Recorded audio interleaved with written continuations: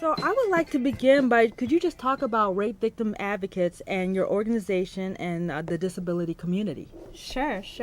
So Rape Victim Advocates is a nonprofit organization. We've been around since the 1970s. We do a few things all surrounding sexual violence and helping victims or survivors, that, as we say, of sexual violence. So we have a counseling program that is free for anyone, child, adolescent, adult, who has experienced sexual violence or their family members. So we have family counseling, group counseling, individual, all free of charge for sexual violence survivors and their significant others. We also have an advocacy program that works in 14 hospitals in Chicago, providing ongoing support within the emergency department for people that have experienced sexual assault or sexual violence directly afterwards. So helping them navigate those sometimes very complicated medical and legal systems. And then we also have the education and training department, which is what I'm a part of with Rape Victim Advocates. And what I do and my team, we go out into Chicago public schools and other schools, community groups, church groups, whoever wants to talk about it and learn a little bit more about sexual violence, raising awareness. We also talk a great deal about body boundaries and consent.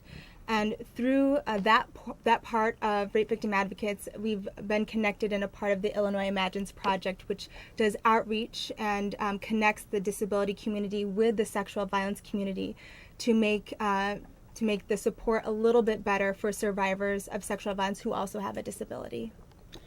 So in discussing with rape victims advocates, could you give us a definition of rape? Sure. And this can sometimes be a confusing aspect, is just what is rape or what is sexual violence.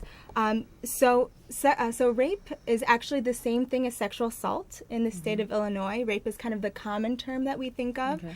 And all that it really means is the act of sexual penetration that is unwanted. And it's used to have power and control over another person.